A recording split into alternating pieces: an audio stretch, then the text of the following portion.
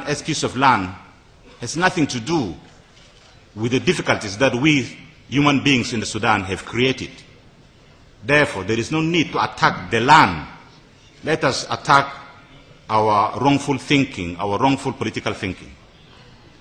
And I shall speak, as I mentioned earlier, in defense of why I think that the reasons put forward by many people in the north as well as in southern Sudan in defense of secession of southern Sudan from the rest of Sudan, to me, are very fallacious. That is, very falseful reasons, not very truthful reasons. First of all, there are so many benefits from our unity as a country. I think in the long term, we shall have efficient and effective use of our national resources. Yes, in the short term, we have experienced difficulties, but we are moving towards the long term, and I strongly believe that we are going to have efficient and effective use of our national resources. And I also think that in the long term, we shall be able to have efficient and effective use of our various physical infrastructures in this country. Because if you look very carefully at the reasons why we went to so many civil wars, it's simply because of resources, infrastructures, and power. Number three, I think in the long term,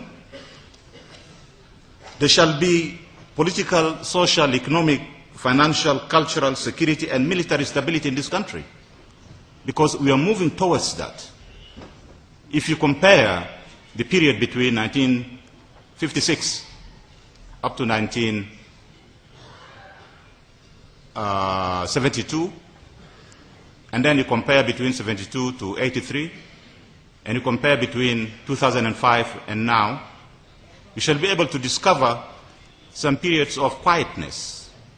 Because when we get tired of fighting and killing one another, we become very sober politically, and we resort to peace. So let us pursue this peaceful path. And I also think that there shall be more effective and beneficial use of our international relations and concomitant opportunities and resources for common good and prosperity. Because right now, while the political atmosphere in the Sudan is saturated with political emotions, we Sudanese political groups, parties, etc., tend to abuse international relations for group benefits. And this affects us negatively. I also think that in the long term, we shall be able to have peace. And I disagree with the previous speaker that to have peace in the Sudan, you have to break it up into pieces, because that shall only be a recipe for more instability in this country.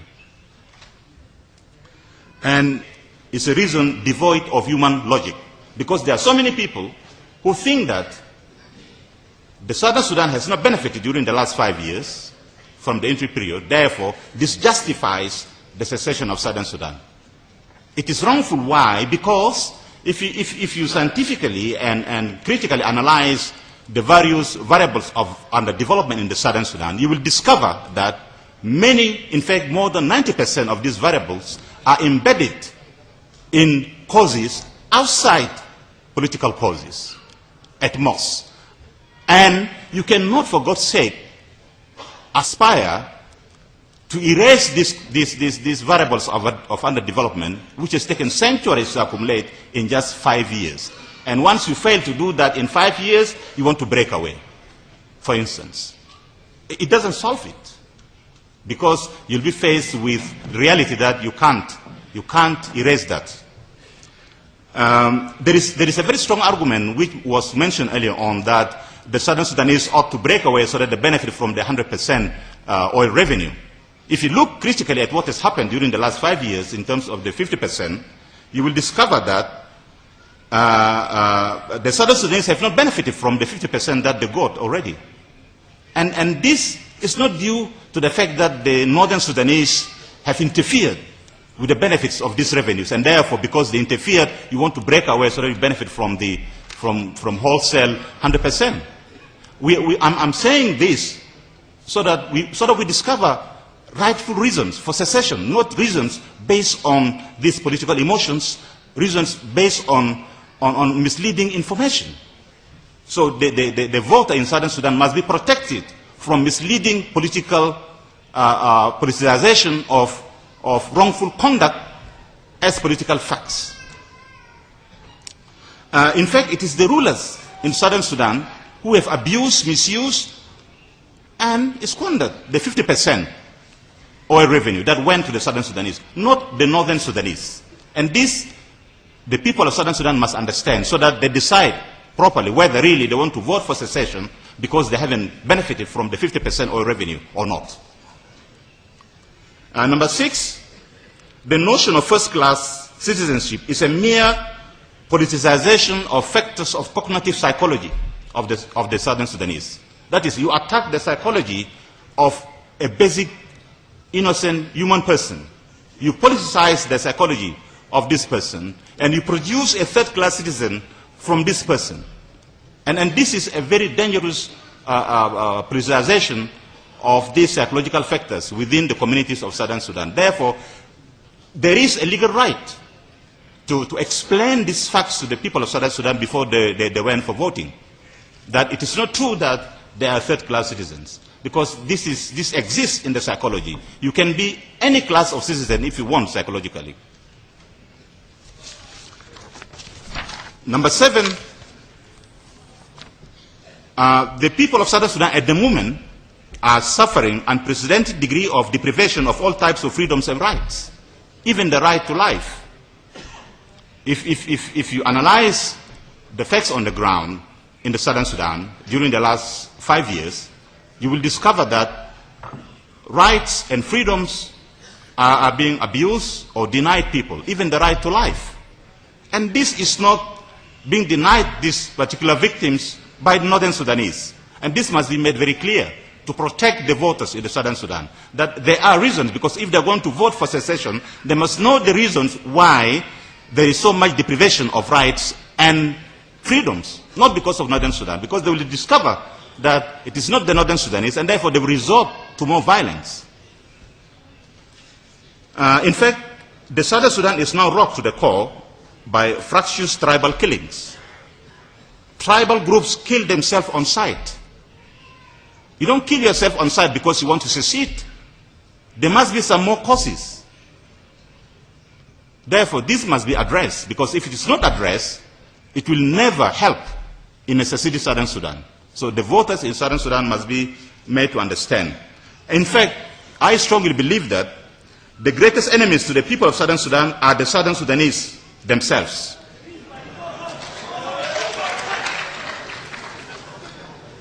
The Southern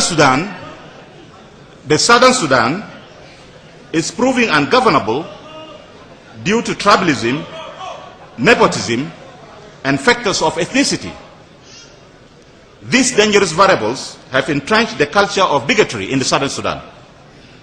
And this culture of bigotry is saturated in racism and fascism. And this cannot help any claim for a future independent country. Therefore, I would rather go very quickly then to what I believe are going to be comprehensive consequences of a seceded Southern Sudan. First, I strongly believe that, and I strongly believe this because there are proofs, there are tangible facts that point to the fact that the Southern Sudan shall disintegrate into tribal states. It is also possible that some parts of Southern Sudan shall peacefully or violently demand for unity with the rest of the remaining Sudan because of factors which exist currently in the Southern Sudan. Number 3, the Southern Sudan shall become a classical failed economy worse than Haiti, because as an economist I have analyzed so many variables which point to this political instability. Also, the Southern Sudan shall become very violent because of presence of tribal armies, and you cannot control tribal armies in a constituted state, however you define that state. If a state is characterized by unruly tribal armies, then you can't really exist as a viable international community. I mean, as a viable part of international community, as a state. Therefore, the Southern Sudan shall become ungovernable. In fact, the most serious consequences, and I would like to enlighten the previous speaker that the international borders that shall exist between the Southern Sudan and the Northern Sudan shall become the most volatile international borders in the whole world. Whether we like it or not, we shall see that shall happen. Because all the various variables of instability in terms of these extended borders are there. And this must be taken into serious consideration. It is not going to affect the Southern Sudan alone. It is going to affect the whole Sudan. In fact, the Southern Sudan shall become a magnet for international mercenaries.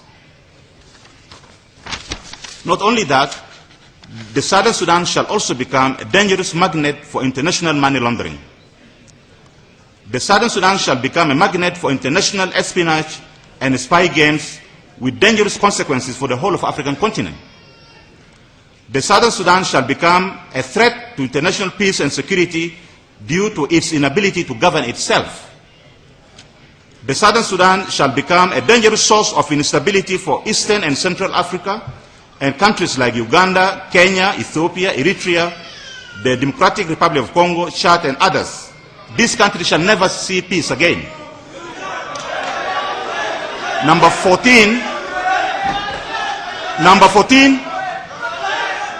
finally, number 14,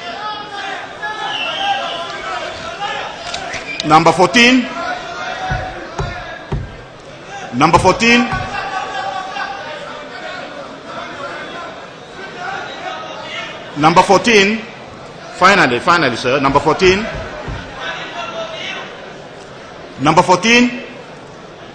and this is the most dangerous of all, at law, for those of you who are lawyers, for those of